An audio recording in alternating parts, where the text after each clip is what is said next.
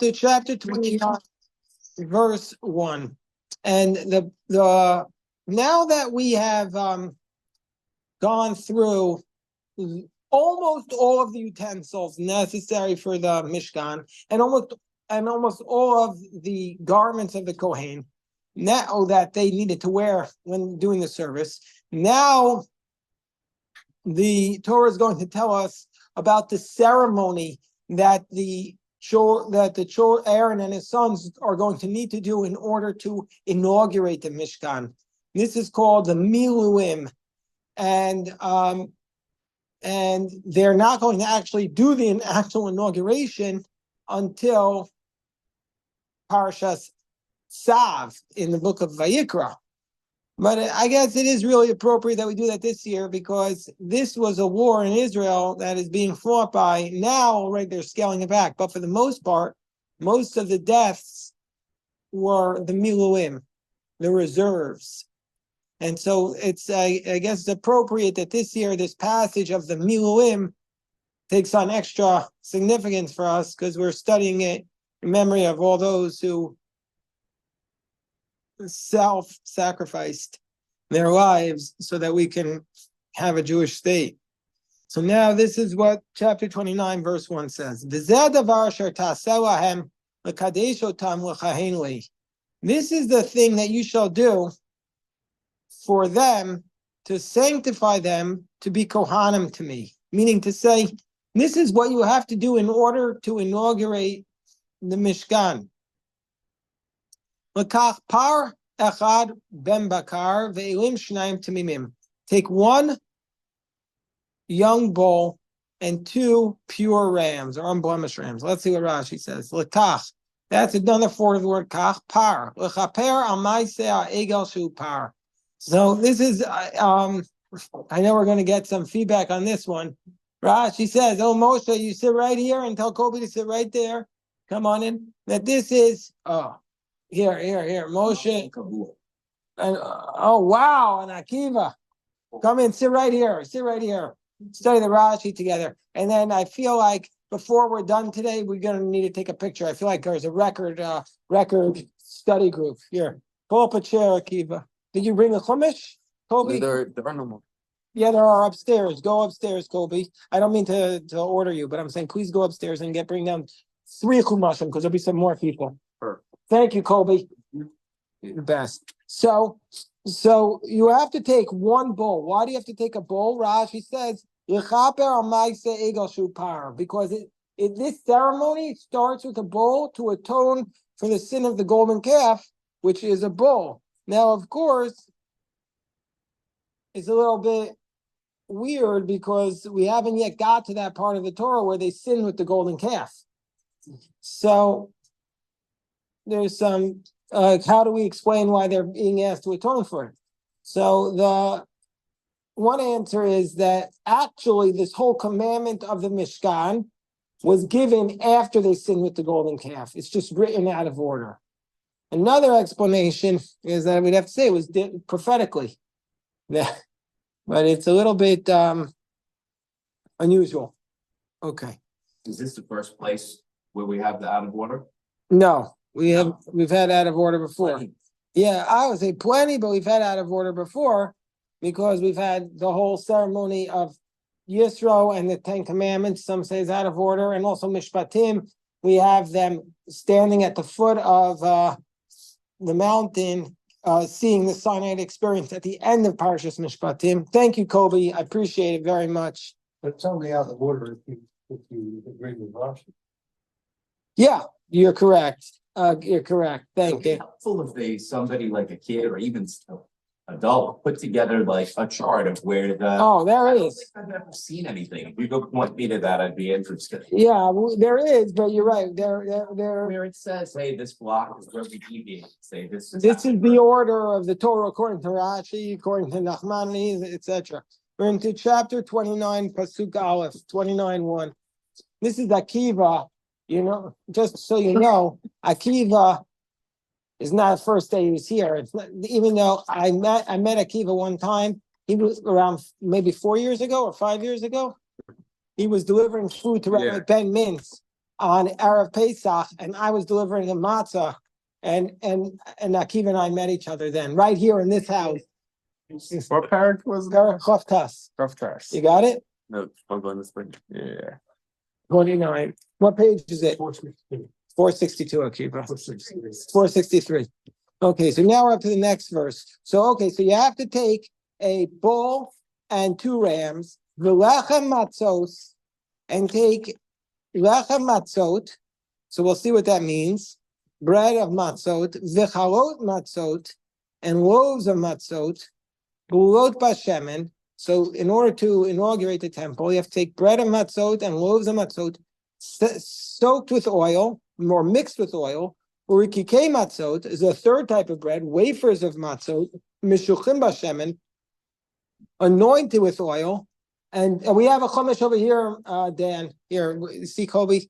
Here, pass it to Dan. Pass it down to Dan. And we have soat matzot, mishuchim bashemen, anointed with oil, and soat chitim, and this is a fourth type of loaf. Soat chitim ta'aseotam. You shall make them of fine wheat. So there are 3 types of loaves, and they have to be made of fine wheat. What are the 3 types of loaves? Lechem matzot, chalot matzot, and rikikei matzot. So what's the difference between them? Let's see what Rashi says. Okay? So even though, by the way, their loaves are called matzot, that means they're not leavened bread. So what are the matzot? Rashi says these are 3 different types of matzot. 3 different types. What are the types? Revucha, v'chalot, urkikim. Scalded and loaves and wafers. Now, what does that mean? These are the 3 types that are used in the Mishkan. So let's read the footnote here, because it's based upon Menachos 78a. It says the dough of the lechem matzos, the matzah bread, it's not really bread. I mean, it's matzah, but it wasn't leavened bread, was cooked in scalding water until it was edible. So they put it in boiling hot water until it was edible. Then the soft boiled dough was baked a bit and finally fried in oil to make it crisp. Oh, it sounds so good. Well, the bagels are not fried. Yeah. It sounds so good, right? You pour it in hot water, then take it out, bake it, and then fry it. Ooh. Because this variety was boiled, it's called the revucha. It's referred to, it's scalded. The chalot matzot, so that's the first one. That's the revucha. Then there's the chalot. The chalot matzot were neither scalded nor fried. Their dough was mixed with oil and baked. So they were just baked, and they're called chalot. And then there's the rikikei matzot, the wafers. They were baked without any oil, just flour and water. But they were anointed with oil after they were baked. So those are the 3 types of matzah that were used in the inauguration ceremony. Lechem matzos hikruya lamata b'inyan chalot lechem shemen. So the lechem matzos, that's what's called below as the challah of oil bread. Al shem shenosein shemen beravucha kineged achalot v'arkikin, because he puts as much oil into that which is scalded as into the loaves and wafers combined. So basically, he takes the oil for the one that was scalded and he uses 1 whole lug of oil. No, he uses 1 lug of oil for all 3 types of breads together. He uses half for the scalded, and for the baked and the wafer one, he uses a quarter. Okay. All of the breads were all unleavened. Is there a reason why? All the breads are unleavened except for 2 exceptions. There are 2 exceptions where the breads are leavened. You know the 2 exceptions? What? No, not the ones on Shabbos. So we're going to, the Korban Toda has 40 loaves of bread, and 10 of those are unleavened. And then the Shtei Alechem, the 2 loaves of bread on Shavuot are also unleavened. But every other type of bread in the temple had to be like matzah. Every other type of bread had to be like matzah, right? So basically, they had to be chometz stick, Pesach stick the whole year. It was like the meat at 7 Mile Market where they used to have a big sign. This meat is kosher for Pesach all year round. Sounds like, ooh, it's a real dream there, The 2 loaves of bread. Okay, what? Yeah, I mean, yeah. Okay, cool. All right. And we have here the bagels every morning, so that's that. Okay. By the way, if anybody wants to come with us to bake matzah, we're going up February 29th to bake the matzah. It's Thursday. Okay. So then these guys are skipping school. I know that for a fact. Then there's belulos bashemen. They're mixed with oil. Oh, wait. I didn't. Then it's a Mikol aminin. So okay, Mikol aminin baim eser chalos, and there were 10 loaves were brought of each variety of matzah. So okay, so he's bringing 30 loaves of and you see we're going to do this every day for 7 days. So every day they bake 30 loaves. Do you know how many pounds of matzah we're going to bake in 1 hour when we bake in the Lakewood Matzah Factory? Do you know how many pounds of matzah we're going to bake in 1 hour? Try to guess. Who wants to guess? 10 pounds. 40. 130 pounds. It's just, What? it's just insane. Yeah, we're gonna make a lot of matzah. It's 130 pounds. That they have a formula. Okay, so then what? Yeah. Okay, next verse. Bulos bashem and Rashi says they're mixed with oil. When are they mixed? Kishahain kemach, when they're still flour. Yutzak b'hen shemen ubolan. You have to take the oil, you pour it into the flour, and you mix them together. Whereas the wafers were mishuchim bashemen. After they were baked, after they were baked, then you anoint them with oil. And how do you do the anointing with the oil? Rashi says, Moshin kamin. This is very nice, by the way. Kamin ki. It's really, they have, this is shehi asuya kanun shelanu. Okay, so, okay. Anybody know Greek? Anybody here study Greek? Okay. I studied it and I don't remember any of it, but I studied Greek. But they're saying that you're supposed to drop the oil onto the wafer and it looked like the shape of the Greek letter Kehi. And that is the equivalent, Rashi says, of our letter Nun. So, but the question is, this is that Rashi calls it ki, but the way we pronounce it is kai, but they pronounced it as ki. And the way we draw it today is it looks like an X. Now that doesn't look like our nun. So how do we do there? So there's huge discussion about how we correspond this to the Greek, etc. And this was here, I can read you this footnote because it's very interesting. Talmudic dictionary Aruch maintains that it's the 11th letter in the Greek alphabet called the lambda, and written like an lambda, which is an inverted V. This opinion is cited by Tosfos to Menachos 75a, suggests that the lambda may be called the key or the kaf because, like the Hebrew, it's the 11th letter in its alphabet. Lambda looks way more like a gimbal than a nun, though. Well, now, wait. The Tosfos Yontif contends that the key Yvanit, this Greek key, refers to the lowercase form of the 20th letter of the Greek alphabet called the upsilon, and written like a U. Yad Avram suggests that the upsilon may be called key or kaf because it's the 20th letter in the gematria of the Hebrew letter is kaf. So basically, however, Rashi's opinion is difficult because of apparently conflicting statements in his commentary. Here he describes the key as our letter nun, but in the first printed edition that is enhanced by a picture of the letter, I'm not sure which letter he's drawing it. He draws a letter that's like an upside down U, but no letter in the Greek alphabet has this shape, except perhaps an inverted lowercase upsilon. And in his commentary to verse 7 below, Rashi describes the anointing of the Kohen Gadol as in the form of the letter ki. He puts the oil on the Kohen Gadol's head among his eyelashes. It connects it with his finger. A description that seems to fit the picture of the inverted upsilon mentioned above. In his commentary to Menachos 74a, Rashi describes the ki as the Greek letter, something like a tet. When is the index finger separated from the thumb? Here too, however, there's no Greek letter that looks like a tet.